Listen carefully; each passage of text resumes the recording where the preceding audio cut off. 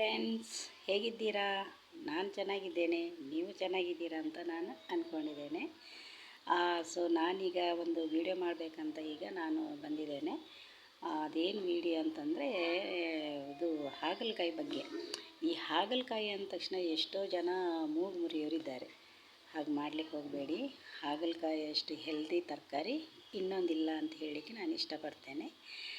ಅದು ಮಾಡೋ ವಿಧಾನ ಹೇಗೆ ಅನ್ನೋದನ್ನು ನಾನು ನಿಮಗೆ ಹೇಳಿಕೊಡ್ತೇನೆ.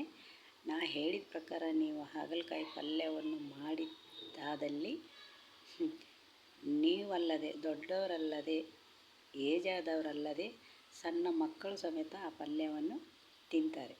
ಹೇಗೆ ಅಂತೀರಾ? ಬನ್ನಿ ಹೇಳ್ತೇನೆ. ಈಗ ಒಂದು ಹಾಗಲಕಾಯಿ ತಗೊಳ್ಳಿ. ಆ ಹಾಗಲಕಾಯನ್ನು ಸಣ್ಣಕ್ಕೆ ಹೆಚ್ಚಿ ಅದರ ಬೀಜವನ್ನು ತೆಗೆಯುವುದು ಬೇಡ.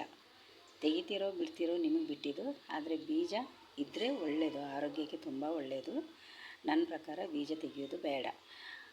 ಬೀಜ ಸಮೇತ ಸಣ್ಣಕ್ಕೆ ಹೆಚ್ಚಿ, ಹಾಗಲಕಾಯನ್ನು ಸಣ್ಣಕ್ಕೆ ಹೆಚ್ಚಿ ಒಂದು ಪಾತ್ರೆಯಲ್ಲಿ ಈ ಕಲ್ಲುಪ್ಪು ಇದೆಯಲ್ಲ, ಕಲ್ಲುಪ್ಪು ಹಾಕಿ ಒಂದು 20 ನಿಮಿಷ ಆ ಹಾಗಲಕಾಯನ್ನು ಉಪ್ಪಲ್ಲಿ ನೆನೆಯಲಿಕ್ಕೆ ಬಿಡಿ.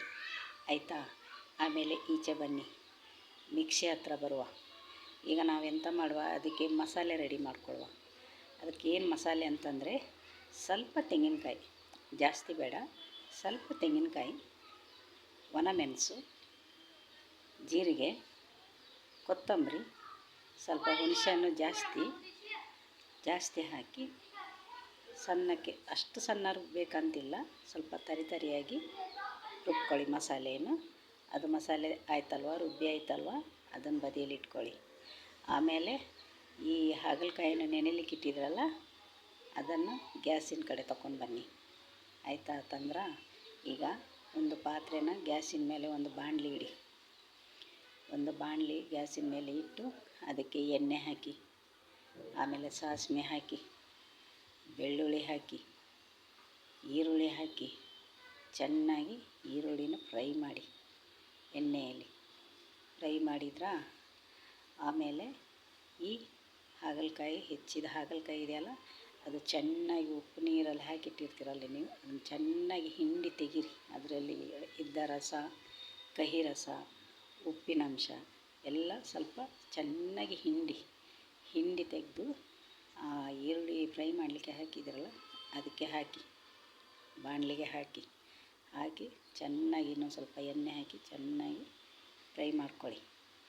ಫ್ರೈ ಮಾಡಿದ್ರಲ್ಲ, ಫ್ರೈ ಮಾಡಿ ಆದಮೇಲೆ ಒಂದು ಕೆಂಪಾಗಿರೋದು, ಒಂದು ಸಣ್ಣದಿದ್ದರೆ 2, ದೊಡ್ಡದಿದ್ದರೆ 1 ಟಮಾಟ ಹಣ್ಣು ಸಣ್ಣಕ್ಕೆ ಹೆಚ್ಚಿ ಆದಮೇಲೆ ಹಾಗಲಕಾಯಿ ಫ್ರೈ ಮಾಡ್ತಾಯಿದ್ದೀರಲ್ಲ, ಅದಕ್ಕೆ ಹಾಕಿ ಟಮಾಟ ಹಾಕಿ ಚೆನ್ನಾಗಿ ಅದನ್ನು ಅದರಲ್ಲಿ ಮಿಕ್ಸ್ ಮಾಡ್ಕೊಳ್ಳಿ. ಮಿಕ್ಸ್ ಮಾಡಿ ಚೆನ್ನಾಗಿ ಅದು ಸಹ ಅದರಲ್ಲೇ ಮೆಲ್ಟ್ ಆಗಲಿ ಟಮಾಟ ಹಣ್ಣು ಎಲ್ಲ ಆಮೇಲೆ ಈ ಮಿಕ್ಸಿಯಲ್ಲಿ ಮಸಾಲೆ ಮಾಡಿ ಇಟ್ಟಿದ್ದೀರಲ್ಲ ನೀವು, ಆ ಮಸಾಲೆಯನ್ನು ಅದಕ್ಕೆ ಹಾಕಿ ಚೆನ್ನಾಗಿ ಕುದಿಸಿ ಅದಕ್ಕೆ ಉಪ್ಪು ಎಷ್ಟು ಬೇಕಂತೇಳಿ ನೋಡಿ ಹಾಕಿ. ಯಾಕಂದರೆ ನಾವು ಆಲ್ರೆಡಿ ಹಾಗಲಕಾಯಿಗೆ ನೆನೆಯಲಿಕ್ಕೆ ಉಪ್ಪು ಹಾಕಿರ್ತೇವೆ, ಆದ್ದರಿಂದ ಅದರಲ್ಲಿ ಉಪ್ಪಿನಂಶ ಇದ್ದಿರುತ್ತೆ. ಅದಕ್ಕೋಸ್ಕರ ನಾನು ಹೇಳ್ತಾಯಿದ್ದೀನಿ. ನೀವು ಮಸಾಲೆ ಎಲ್ಲ ಹಾಕಿದ ಮೇಲೆ ರುಚಿ ನೋಡ್ಕೊಳ್ಳಿ. ರುಚಿ ನೋಡಿ ಅದಕ್ಕೆ ನಿಮಗೆ ಉಪ್ಪು, ಯಾಕಂದರೆ ಒಂದು ಸ್ವಲ್ಪ ಉಪ್ಪು ನೀವು ಹಾಕಲೇಬೇಕು. ಯಾಕಂದರೆ ಇದು ಮಸಾಲೆ ಪದಾರ್ಥಕ್ಕೆ ಉಪ್ಪು ಬೇಕಾಗಿರ್ತದೆ. ಅದಕ್ಕೆ ಸ್ವಲ್ಪ ಒಂದು ಚಿಟಿಕೆ ಉಪ್ಪು ಹಾಕಿ ಇದು ಮಾಡಿ. ಆಮೇಲೆ ಬೇಕಾದರೆ ನಿಮಗೆ ಉಪ್ಪು ಸರಿ ಇದೆ ಎಲ್ಲ ನೋಡಿಕೊಂಡು ಆಮೇಲೆ ಬೇಕಿದ್ರೆ ಹಾಕ್ಕೊಳ್ಬೋದು ಉಪ್ಪನ್ನು.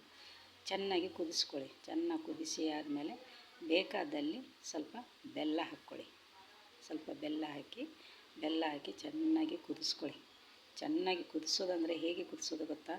ಅದು ಕುದ್ದು ಸರಿ ಎಣ್ಣೆ ಬಿಡಬೇಕು. ಗೊತ್ತಾಯ್ತಾ? ಸರಿ ಎಣ್ಣೆ ಬಿಡಬೇಕು. ಎಣ್ಣೆ ಬಿಟ್ಟು ಒಳ್ಳೆ ಗ್ರೇವಿ ಟೈಪ್ ನಿಲ್ಲಬೇಕದು. ಗ್ರೇವಿ ಟೈಪ್ ಅಂದರೆ ಅದು ಹಾಗಲಕಾಯಿ ಇದೆಯಲ್ಲ, ಹುಳಿ, ಉಪ್ಪು, ಖಾರ, ಸಿಹಿ ಎಲ್ಲವನ್ನು ಚೆನ್ನಾಗಿ ಎಳ್ಕೊಳ್ತದೆ ಅದು ಮಸಾಲೆಯಲ್ಲಿ. ಗೊತ್ತಾಯ್ತಾ? ಚೆಂದ ಕುದಿಸಿದರೆ, ಅದು ಎಣ್ಣೆ ಬಿಡ್ತಾಯಿದ್ರೆ ಚೆಂದ ಅದು ಎಳ್ಕೊಳ್ತದೆ. ನೀವು ಎಷ್ಟು ದಿವಸ ಬೇಕಾದರೆ ಇಟ್ಕೊಳ್ಳಿ, ಆ ಪದಾರ್ಥ ಹಾಳಾಗೋದೇ ಇಲ್ಲ. ಅದಕ್ಕೆ ನಾನು ಗ್ಯಾರಂಟಿ. ಎಷ್ಟು ದಿವಸ ಬೇಕಾದರೂ ಹಾಳಾಗೋದಿಲ್ಲ ಅದು. ನಿಮಗೆ ಇಡ್ಬೋದು, ಒಂದು 8 ದಿವಸ ಇಟ್ಕೊಂಡು ಊಟ ಮಾಡ್ಬೋದು. ಉಪ್ಪಿನಕಾಯಿ ಥರನೇ ಆಗಿರುತ್ತೆ, ಅಷ್ಟು ಟೇಸ್ಟಾಗಿರುತ್ತೆ. ನೀವು ಮಕ್ಕಳಿಗೆ ಒಂದೇ ಒಂದು ಪೀಸ್ ತಿನ್ನಲಿಕ್ಕೆ ಅಂತ ಕೊಡಿ, ಆಮೇಲೆ ತನ್ನಂತಾನೇ ಅವರೇ ಪ್ಲೇಟಿಗೆ ಕೈ ಹಾಕಿ ಪಲ್ಯವನ್ನು ತೆಗೆದು ತಿಂತಾರೆ. ಗೊತ್ತಾಯ್ತಾ? ನಾನು ಹೇಳಿದ ಟ್ರಿಕ್ಕಲ್ಲೇ ನೀವು ಆ ಹಾಗಲಕಾಯಿ ಪಲ್ಯವನ್ನು ಮಾಡಿದರೆ ಉಂಟಲ್ಲ, ವಾರಕ್ಕೆ 1-2 ಸಲ ನೀವು ಹಾಗಲಕಾಯಿ ಪಲ್ಯನ ಖಂಡಿತ ನೀವು ಮಾಡಿ ತಿಂತೀರಾ ಅನ್ನೋ ಭರವಸೆ ನನಗಿದೆ. ಆದರೆ ನಾನು ಹೇಳಿದ ರೀತಿಯಲ್ಲೇ ನೀವು ಮಾಡಬೇಕು ಮಾತ್ರ. ನೀವು ಮಾಡಿದ್ದೀರಿ, ಮನೆಯವರೆಲ್ಲ ತಿಂದಿದ್ದಾರೆ, ಮಕ್ಕಳು ಸಹ ಹಾಗಲಕಾಯಿನ ಇಷ್ಟಪಟ್ಟು ತಿಂದಿದ್ದಾರೆ ಅನ್ನೋದಾದರೆ ನನಗೆ ಕಮೆಂಟ್ ಮಾಡಿ. Thank you.